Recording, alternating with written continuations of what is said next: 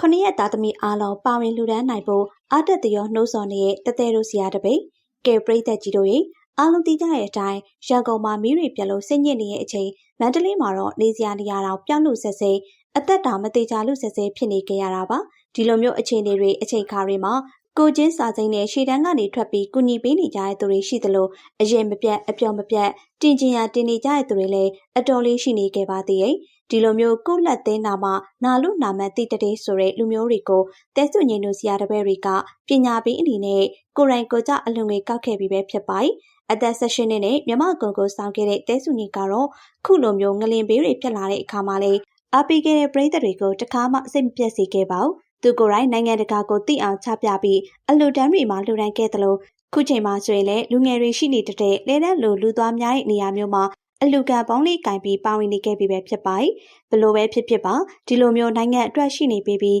နိုင်ငံအတွက်အကျိုးပြုတဲ့သူမတို့လိုဆရာတပည့်တွေရှိနေတာကလေမြန်မာနိုင်ငံအတွက်အားတက်စရာဖြစ်နေခဲ့ပါပြီရှင်